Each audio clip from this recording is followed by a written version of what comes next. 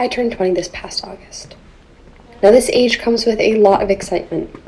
Decades under your belt, your teen years in the rearview mirror, and 21 right around the corner.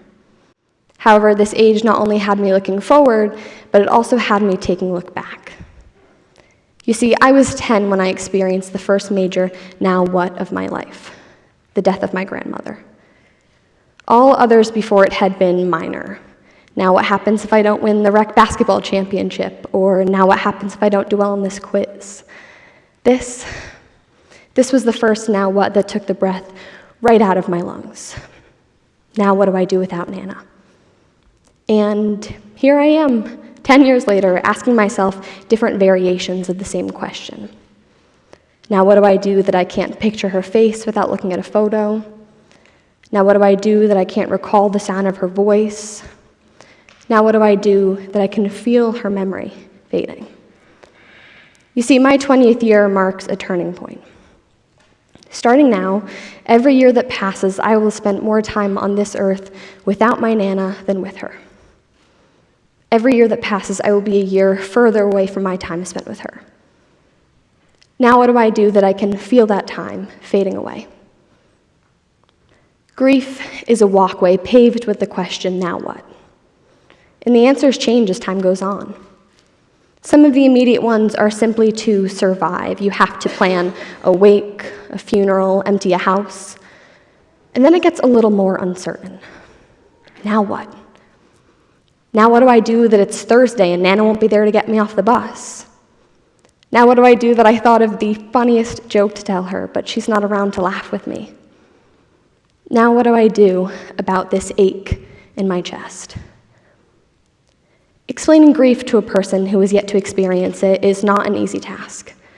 It's an emotion that can truly only be felt from a loss, but I can explain the science behind this emotion.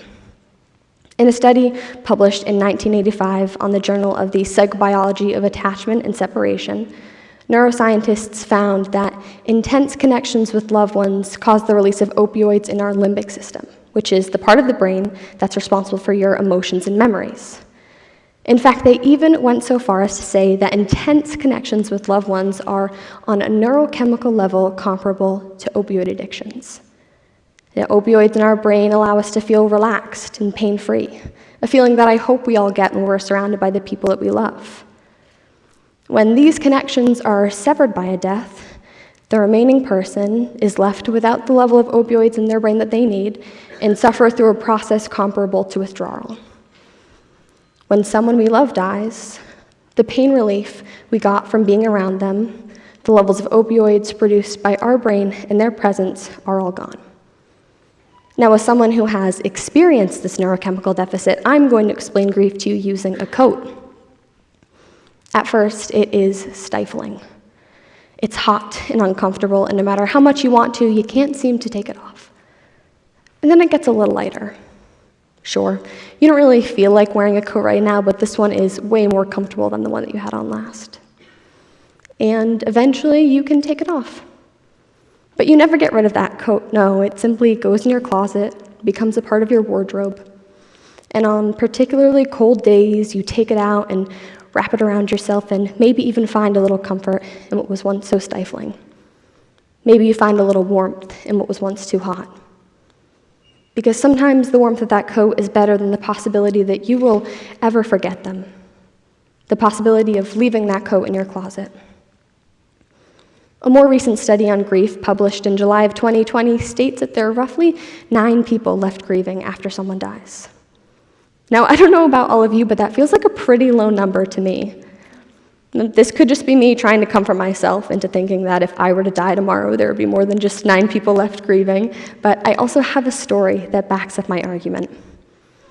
My Nana had a fairly old house and needed a few renovations done during her time there, all of which were done by this man named John. Her and John had a fairly close relationship, closer than you might imagine, simply because my Nana had one of those radiatingly kind personalities that made people want to get close to her. So this past summer, my parents called up John to have some work done on our house. And he came over, they were catching up, he brought up my grandmother, and had to stop talking because of the lump that had developed in his throat. I'm sure you will agree with me in saying you would not have named John as one of those 9 people left to grieve my grandmother, but here he was, 10 years later, fighting back tears.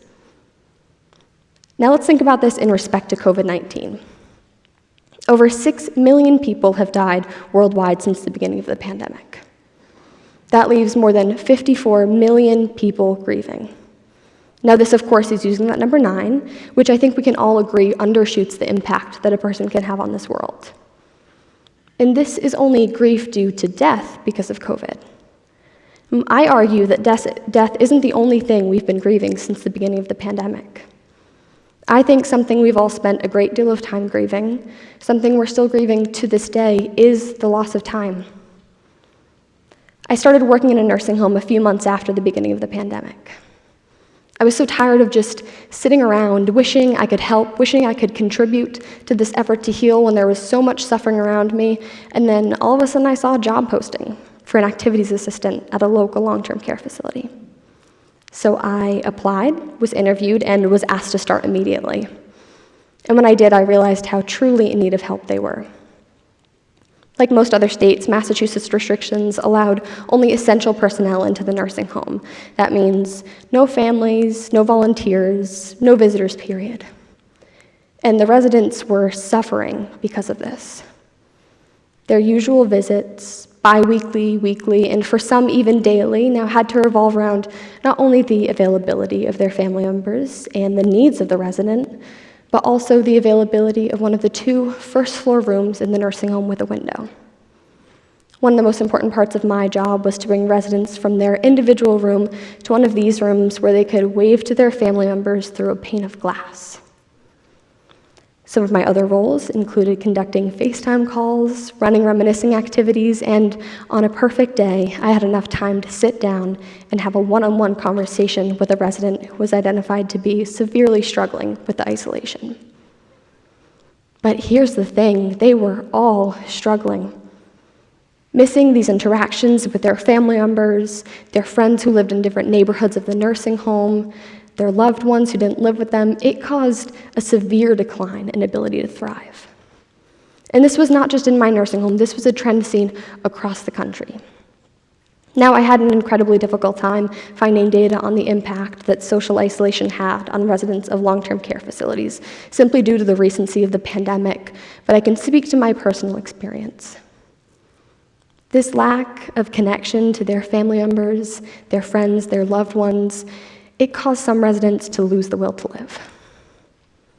Meeting your first great-grandchild through a window, only seeing your daughter's face on a tablet screen, waving to your friends as you briefly pass by their rooms, this isn't how a person finds the motivation to go forward.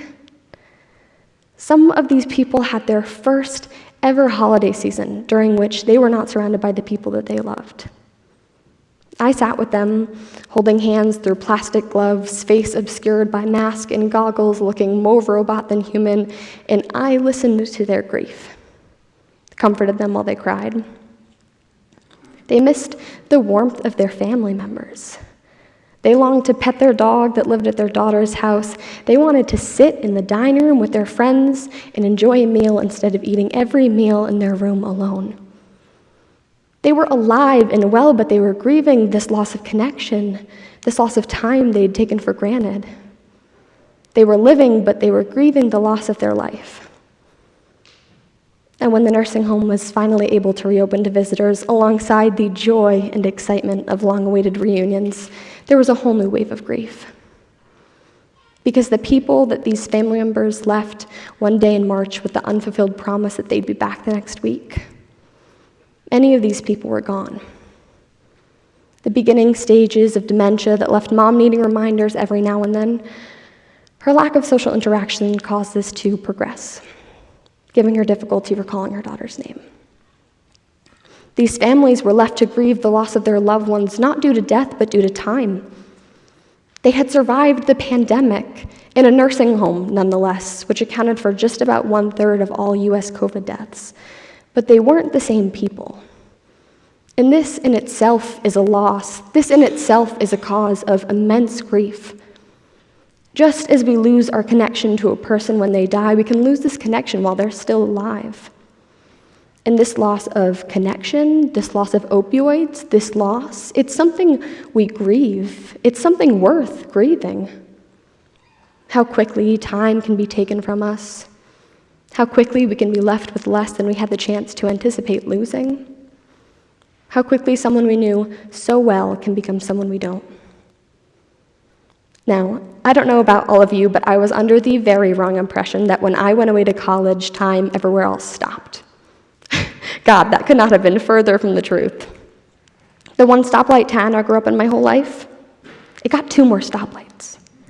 My favorite Dunkin' closed down. Now, don't worry, I live in Massachusetts, so there are literally 3 other Dunkins in my hometown alone to choose from, but all of this goes to show that my home did not remain nearly as stagnant as I thought it would. And the same went for my people at home. The first time my little brother came to visit me after move-in day, he had grown 2 inches and started growing a beard. The second time he came to visit me, he had grown another 3 inches and started shaving because the whole beard idea was kind of horrible. This kid who I grew up with, who I used to run around the backyard playing Star Wars with plastic lightsabers, who I would quiz before every exam, who I drove into school with every day, singing along to Billy Joel, he kept growing in my absence. He started taking AP classes, applying to colleges, running for the presidents of honor societies, and winning. He played his last ever golf match of his high school career, was accepted to 3 colleges and counting, grew another 3 inches, and I missed it. It happened, and I was gone. And I absolutely grieve that. I feel such a mourning for the time that I haven't been able to spend with him. And this is a new kind of grief for me, because my brother is doing so well. He is a head taller than me, probably a little bit smarter than me, and I couldn't want anything more for him. But it's bittersweet, because he is here. He's not just living, he's thriving. I'm so proud of how far he's come, and I so look forward to watching his future unfold. I know it's going to be bright. But there's a sadness in knowing that from here on out, I'm going to be doing more watching than participating. Because next year we'll both be in college, and then I'll graduate and start working in Boston, and he'll graduate and start working in DC. And we will always love each other, and we'll always be best friends, but it'll never be in the same capacity as it was 2 years ago. We'll never be as close as we were when we lived under the same roof, and that is something that I will grieve for the rest of my life. Grief is not nearly as cookie-cutter as we'd like to imagine it. It's not just this sad feeling you get when someone dies that slowly goes away with time. It's not something with a beginning, a middle, or an end. It has no stages. It's much more dynamic than that.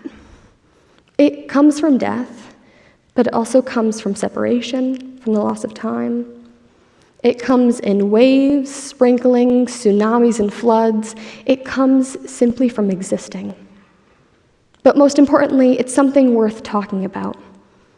People are so afraid that someone who's grieving is this fragile, breakable thing, that they're surrounded by this cloud of sadness that somehow has an expiration date, and really you should just wait until that date passes, and then you'll get your friend back. But I am a grieving person. And I want nothing more than to talk about my Nana, my residents, my brother. I want to talk about them and think about them and feel grief, but know that it's not the only thing left to feel.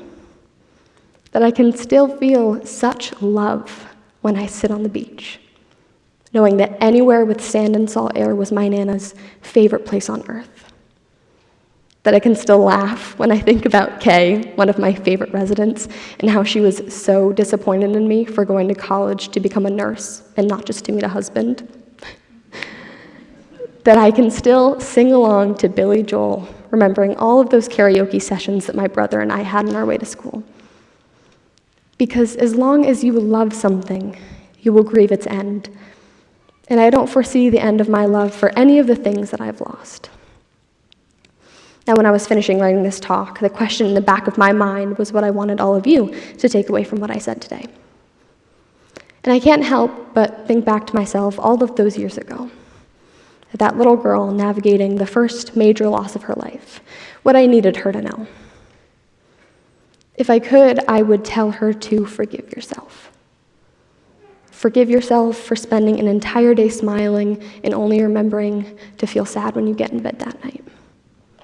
You should remember to smile. It's important to smile. She would want you to smile. Forgive yourself for learning to live without her. Because you are never without her. She is in you and with you always.